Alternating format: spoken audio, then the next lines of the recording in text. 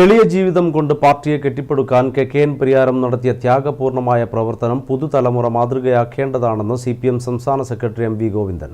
കുച്ചേരി നടുവയലിൽ K N. Pariyaram സ്മാരക കലാസമിതി കെട്ടിടോദ്ഘാടനം നിർവഹിച്ച് സംസാരിക്കുകയായിരുന്നു അദ്ദേഹം. കേരളത്തിന്റെ വികസനത്തിന് കേന്ദ്ര സർക്കാർ പണം നൽകാൻ മടിക്കുകയാണെന്നും പണം തന്നില്ലെങ്കിലും വികസന പ്രവർത്തനങ്ങൾ ഒഴിവാക്കാൻ കേരള സർക്കാർ തയ്യാറല്ലെന്നും M.V. ഗോവിന്ദൻ പറഞ്ഞു. സേവനങ്ങൾ വിരൽത്തുമ്പിലായ ഇന്നത്തെ കാലത്ത് വിവിധ സേവനങ്ങൾ നൽകി കെ.എൻ. പരിയാരത്തിന്റെ പേരിലുള്ള ഓഫീസ് കക്ഷി രാഷ്ട്രീയത്തിന് അതീതമായി ജനങ്ങളെ അണിനിരത്തുന്ന കേന്ദ്രമാക്കണമെന്നും അദ്ദേഹം പറഞ്ഞു. നെടുമ്പാശ്ശേരി എയർപോർട്ട് പോലെ കേരള ഗവൺമെന്റിന് കൈകാര്യം ചെയ്യാൻ കഴിയുമായിരുന്ന ഒരു പദ്ധതിയെയാണ് സ്വകാര്യവൽക്കരിച്ച് അദാനിക്ക് കൊടുക്കാൻ തീരുമാനിച്ചത്, കരാറുണ്ടാക്കിയത്. 1% ലാഭവിഹിതം നമുക്കും 99% അദാനിക്കും. ഇതാണ്ടാക്കിയ കരാർ. ആ കരാറിനെ പറ്റി അന്നും ഇന്നും നാളെയും ഞങ്ങളുടെ അഭിപ്രായം കൃത്യമായിട്ട് വ്യക്തമാക്കിയിട്ടുണ്ട്.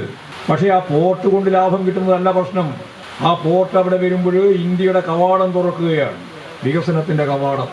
ആ കവാടം തുറന്നു പോയാൽ നമ്മുടെ കേരളത്തിൻ്റെ പൊതുവായ വളർച്ച എന്ന് പറയുന്നത് വളരെ വളരെ ശ്രദ്ധേയമാവും.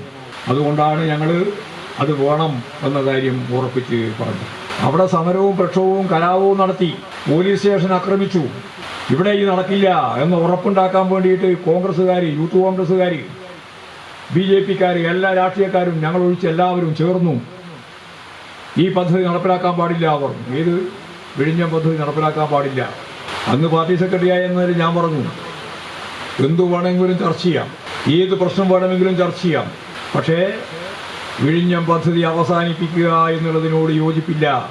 CPM ജില്ലാ കമ്മിറ്റി അംഗം CM കൃഷ്ണൻ അധ്യക്ഷനായി. K N. Pariyaram photo Kuttyeri local secretary CH Vijayan അനാച്ഛാദനം ചെയ്തു. ഏരിയ കമ്മിറ്റി അംഗം A. Rajesh, Pariyaram panchayat president T. Sheeba, C. Balakrishnan, T.P. Rajani, T. Sunilkumar, V.P. Govindan, M.V. Ramakrishnan, M. Shaiju തുടങ്ങിയവർ സംസാരിച്ചു. News bureau, Taliparamba.